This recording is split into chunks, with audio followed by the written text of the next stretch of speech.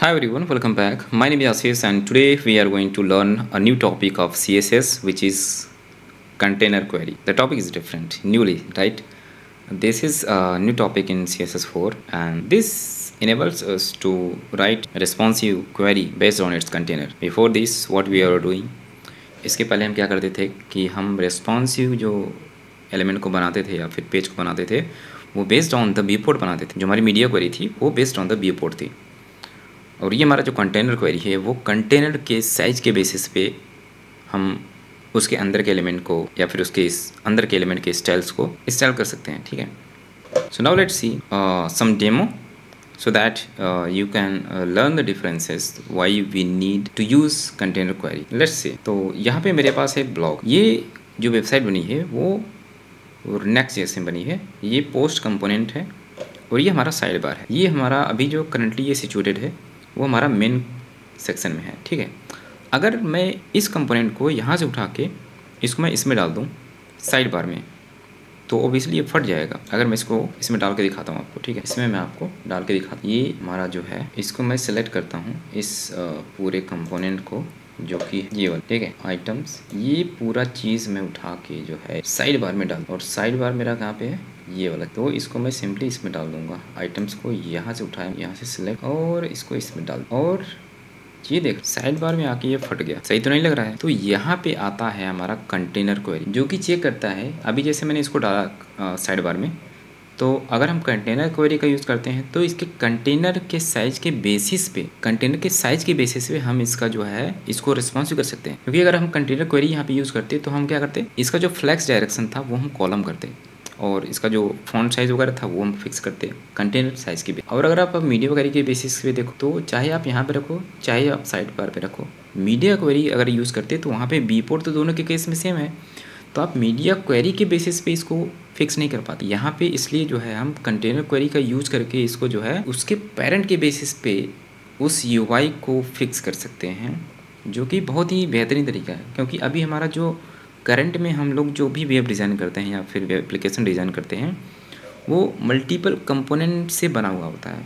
अब वो कंपोनेंट कहीं भी यूज़ हो सकता है, ज़रूरी थोड़ी ना कि वो कि मेन सेक्शन में इसको रखा। कंपोनेंट मतलब वो उसकी नीड कहीं पे भी हो सकती है। वो कभी हेडर में भी आ सकता है, हो सकता है हेडर में भी आ जाए, फुटर में भी आ सकता है, साइड बार कहीं भी आ सकता है। ठीक है, तो कंपोनेंट हमारा ऐसा होना चाहिए कि वो कहीं भी जाए, कहीं भी हम उसको रखें, वो फुल्ली रिस्पॉन्सिव होना चाहिए, उसका रिस्पॉन्सिव ब्रेक नहीं होना चाहिए। और इसलिए हमको यहाँ पे कंटेनर क्वेरी की नीड पड़ी। तो आई होप आपको ये थोड़ा सा आइडिया आया होगा कि कंटेनर क्वेरी क्यों रिक्वायर्ड है, उसकी नीड समझ में आई। ठीक है, अब अगर यहाँ पे एमडीएन की साइड पे जाएँ तो यहाँ पे भी आप डिटेल में इसको पढ़, ताकि जो मैंने आपको बताया उसकी नीड यही है कि हम कंटेनर क्वेरी का जो यूज़ करते हैं वो इसी चीज़ को फिक्स करने के लिए करते हैं, ताकि हमारा जो कंपोनेंट है वो कहीं भी ब्रेक ना होने पाए। हम हमारा जो एलिमेंट है उसको हम इसके पेरेंट के बेसिस पे, इसके कंटेनर के बेसिस पे जो है रिस्पॉन्सिव कर पाएँ। ठीक है, अब इसको देख लेते हैं कि इसको यूज़ कैसे करते हैं। ठीक है, तो इसको देख लेते हैं कंटेनर क्वेरी। सो यहाँ पे मैंने प्रॉब्लम बना रखा है कि media query depends on the view port size, you make a card responsive with media queries, but if you use the card inside the side bar, जो कि साइज में छोटा होता है साइड बार, और इस main content it breaks because it listen to the view port not is parent, क्योंकि वो पेरेंट के बेसिस पे डिज़ाइन नहीं किया हुआ है। वो container query solves this by letting the component adopt to their container. उस कंटेनर के साइज़ के बेसिस पे वो अपने आप को, हम उसको कंपोनेंट को ऐसा रिस्पॉन्सिव करेंगे उसके कंटेनर के बेसिस पे, ना कि उसके व्यू पोर्ट के बेसिस पे, ताकि वो कंप्लीट रिस्पॉन्सिव हो पाए। हम उसको कहीं भी रखें वो रिस्पॉन्सिव रहना चाहिए। So how container query works. Container query काम करने के लिए जैसे हमने बताया कि मीडिया क्वेरी जैसे यूज़ करते हैं, तो हमारा @ हम वहाँ पे मीडिया यूज़ करते हैं, यहाँ पे हम @ कंटेनर यूज़ करेंगे। ठीक है, और यहाँ पे दो चीज़ें और आती हैं। जिस कंटेनर को हमको, जिस कंटेनर के बेसिस पे हमको एलिमेंट का साइज या फिर रिस्पॉन्सिवनेस या फिर उसका एक्स्ट्रा स्टाइल जो हमको देनी है, उसके लिए हम उस कंटेनर पे कंटेनर टाइप लगाते हैं इनलाइन साइज, यानी कि उसके किस किस स्टाइल्स को देखेगा। अगर हम इनलाइन साइज लगाते हैं तो रिस्पॉन्ड टू विथ, यानी कि जो हॉरिजॉन्टल चीज़ें होती हैं, इनलाइन साइज। ठीक है, और हम यहाँ पे साइज भी देख सकते हैं। साइज मतलब हाइट और विड्थ दोनों को रिस्पॉन्ड करेगा। ठीक है, और कंटेनर नेम रिक्वायर्ड नहीं है। बाय डिफ़ॉल्ट जो कंटेनर क्वेरी होती है वो एलिमेंट के जस्ट ऊपर वाले कंटेनर को रिस्पॉन्ड करती है। लेकिन अगर आपको नीड है कि हम हमारा जो ये हमारा जो ये कंटेनर क्वेरी है वो केवल एक पर्टिकुलर कंटेनर को ही रिस्पॉन्ड करे, तो उसके लिए उस कंटेनर पे हमको जाके कंटेनर नेम देना पड़ता है। ठीक है, जैसे हमने यहाँ पे कार्ड नाम दिया है, तो इस कार्ड के लिए जो हमने अलग से कंटेनर क्वेरी लिख रहे। अब यहाँ पे जैसे आपको पता है कि कंटेनर क्वेरी हम नाम के साथ भी दे सकते हैं और बिना नाम के साथ भी दे सकते हैं। अगर नाम नहीं देंगे तो वो बाय डिफ़ॉल्ट वो उसके जस्ट ऊपर वाले को पिक करेगा। ठीक है, और यहाँ पे आप देख सकते हो कि ब्राउज़र सपोर्ट की बात करें अगर, तो ये मेजर ब्राउज़र सपोर्ट जो हमारा जो करंट में चल रहा है चीज़ें, करंट में जो ब्राउज़र चल रहे हैं उस पर सपोर्ट करते हैं। अब इसको एक बार प्रैक्टिकल एग्जांपल देख लेते हैं। ठीक है, कि इसको कैसे अप्लाई करना है। ठीक है, अब जैसे कि यहाँ पे देख सकते हो कि मैंने हेडिंग पे अभी करंटली लगा रखा है। ठीक है, यहाँ पे हेडिंग बाय डिफ़ॉल्ट जो मैंने कंटेनर टाइप लिखा है, कंटेनर टाइप। ठीक है, पेरेंट पे कंटेनर टाइप देना पड़ेगा आपको। ठीक है, अगर मीडिया क्वेरी अप्लाई करनी, कंटेंट क्वेरी अप्लाई करनी है तो जैसे कि मुझे हेडिंग पे चेंजेस करने थे स्टाइल्स के रिकॉर्डिंग, और हमारा जो ये अभी देख रहे हैं कि हमारा जो एलिमेंट है वो बॉडी के अंदर है, यानी कि इसका जो कंटेनर है वो बॉडी है। तो हमें अगर कंटेनर क्वेरी यहाँ पे अप्लाई करना है तो हमें इस बॉडी को कंटेनर टाइप, इनलाइन साइज़ या फिर साइज़ देना पड़ेगा। दो चीज़ें रिक्वायर्ड होती हैं, container type and container name. Container name optional है, बाय डिफ़ॉल्ट वो उसके जस्ट ऊपर वाले पेरेंट को रेफ़र करता है। लेकिन अगर आपको रिक्वायरमेंट है कि किसी पर्टिकुलर कंटेनर को, अब जैसे कि नेस्टेड कंटेनर होते हैं, तो किसी पर्टिकुलर कंटेनर को अगर आपको रेफ़र करना है, या फिर पेज में मल्टीपल कंटेनर हो सकते हैं। अब जैसे कि मैंने पोस्ट का ही आपको एग्जांपल दी कि जैसे कि मुझे इसको रिफ्रेश कर देता हूँ। अब जैसे ये वाला पोस्ट है मेरा, ठीक है, अब इसका कंटेनर क्वेरी मुझे सपोर्ट कराना है, ये मेन वाले के लिए भी और साइड बार के लिए भी।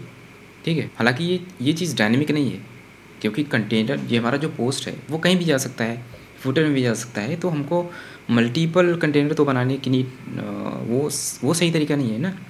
तो ये पेरेंट को ऑटोमेटिक सेलेक्ट करेगा। लेकिन इन केस अगर आपको रिक्वायरमेंट है कि किसी पर्टिकुलर कंटेनर के लिए हमको अलग एक डिफरेंट या फिर एक स्पेसिफिक CSS लिखनी है उस चीज़ के लिए, तो उसके लिए आप जो है कंटेनर नेम दे सकते हो।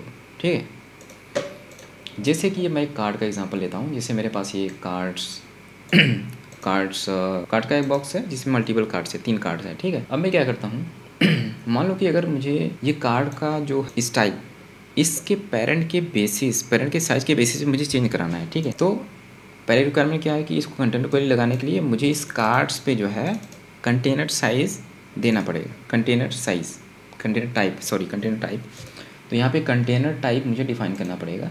कार्ड्स पे जाते हैं तो यहाँ पे मैं देता हूँ कंटेनर टाइप इनलाइन साइज़। ठीक है, इनलाइन साइज़ दे दिया।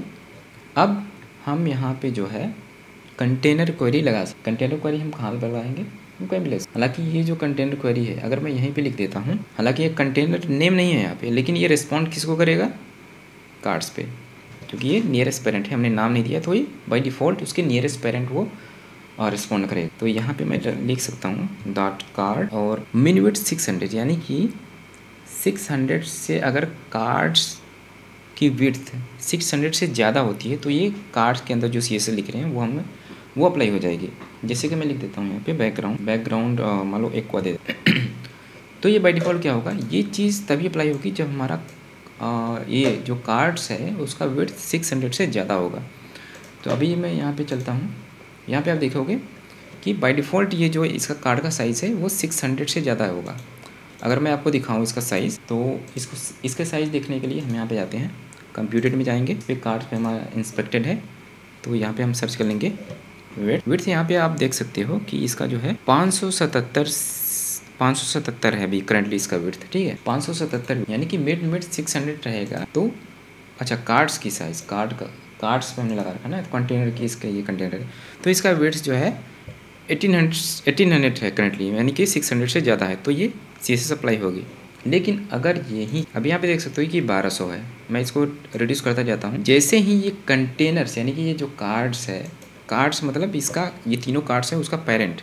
ठीक है, कार्ड्स यहाँ पे देख सकते हो आप, जैसे ही इसका जो कार्ड्स का विड्थ जो है 600 से नीचे आएगा, ये CSS अप्लाई होना बंद हो जाएगी। देख 700 आया, 715, 600, 606, जैसे कि हम देखो चला गया।